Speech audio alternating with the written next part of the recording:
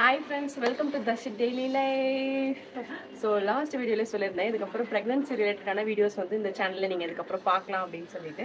So இதுவுமே வந்து ஒரு pregnancy related ஆன ஒரு வீடியோ தான். So pregnancy அப்படின்றது ஆக்சுவலா ஒரு சூப்பரான ஜர்னி. ஸோ அதில் ஒரு சில விஷயங்கள் மட்டும் நம்மளுக்கு கொஞ்சம் கம்ஃபர்டபுள் இல்லாமல் வச்சுக்கோ, டிஸ்கம்ஃபர்டபுளாக வச்சுக்கோம்.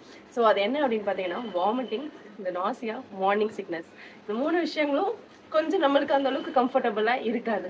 ஸோ இதெல்லாமே நம்ம வந்து எப்படி ப்ரிவென்ட் பண்ணுறது அப்படின்றது தான் இந்த வீடியோவில் பார்க்க போகிறோம். ஸோ ஃபர்ஸ்ட் ப்ரெக்னன்சியில் பார்த்தீங்கன்னா எனக்கு ரொம்பலாம் அந்த அளவுக்கு வாமிட்டிங் எல்லாம் இல்லை.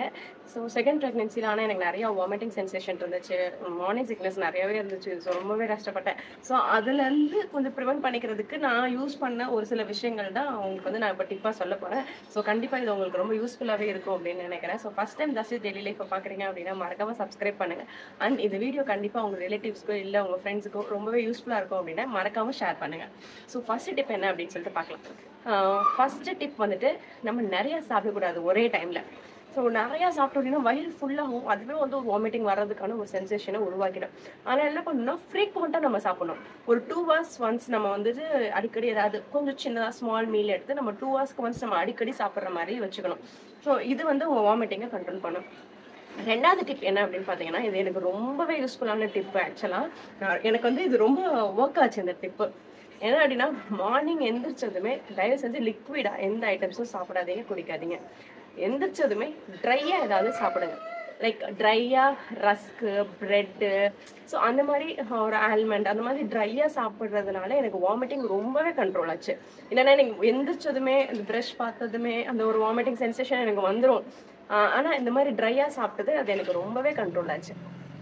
மூணாவது டிப் என்ன அப்படின்னு பார்த்தீங்கன்னா, ஸ்பைசியாவோ ஆயிலியாவோ சாப்பிடாதீங்க.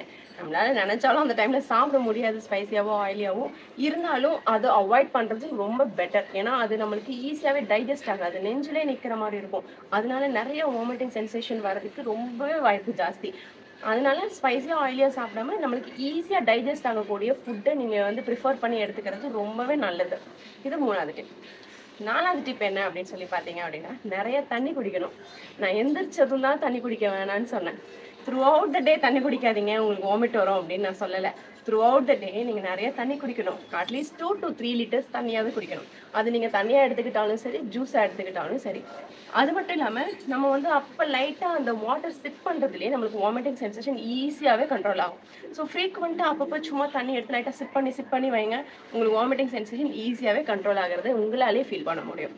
அண்ட் 5th டிப் என்ன அப்படின்னா, இது எல்லாருக்குமே தெரிஞ்ச ஒரு காமனான டிப் தான், லெமன். ஸோ லெமன் வச்சு நம்ம ஸ்மெல் பண்ணி பார்க்கறதுனால நம்மளுக்கு வந்துட்டு அந்த வாமிட்டிங் சென்சேஷன்றது அவாய்ட் பண்ண முடியும் அப்படின்றது எல்லாருக்குமே தெரிஞ்ச ஒரு விஷயம் தான். ஸோ நானும் குக் பண்ணுறதுப்போ எனக்கு அந்த பால் பொங்குறது, சாப்பாடு கொதிக்கிறது அண்ட் அந்த தாளிக்கிற ஸ்மெல்ல எனக்கு சுத்தமாக பிடிக்காது. ஸோ நான் என்ன பண்ணுவேன்னா, மூக்கில் எல்லாம் துணி கட்டிட்டு மாஸ்க் போட்டுட்டு ஸோ அப்படிதான் நான் குக் பண்ணுவேன். அண்ட் வேறு யாராவது குக் பண்ணால் கூட என்னால் அவங்க உட்கார முடியாது ஹாலில். எனக்கு அந்த ஸ்மெல் வந்துச்சுனாலே எனக்கு வாமிட் வர மாதிரி இருக்கும். ஸோ அந்த மாதிரி டைமில் இந்த மாதிரி லெமன் எடுத்துகிட்டு லைக் அதை ஸ்மெல் பண்ணிகிட்டே இருந்தேன் அப்படின்னா எனக்கு அந்த சென்சேஷன்லேருந்து கொஞ்சம் மைண்ட் டைவர்ட் ஆகும். ஸோ இந்த டிப் எல்லாமே யூஸ் பண்ணி தான் நான் வந்து என்னோட வாமிட்டிங் சென்சேஷன் எல்லாமே ப்ரிவென்ட் பண்ணேன்.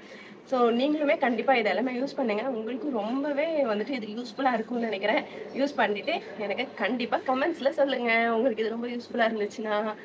மறக்காமல் உங்கள் ரிலேட்டிவ்ஸ் அண்ட் யுவர் ஃப்ரெண்ட்ஸுக்கு இந்த வீடியோ ரொம்ப யூஸ்ஃபுல்லாக இருக்கும் அப்படின்னு நினச்சிங்கன்னா மறக்காமல் லைக் பண்ணுங்கள், ஷேர் பண்ணுங்கள், சப்ஸ்கிரைப் பண்ணுங்கள். இதே மாதிரி நிறைய ப்ரெக்னன்சி வீடியோவுக்கு தர்ஷி டெய்லி லைஃப் ஃபாலோ பண்ணுங்கள்.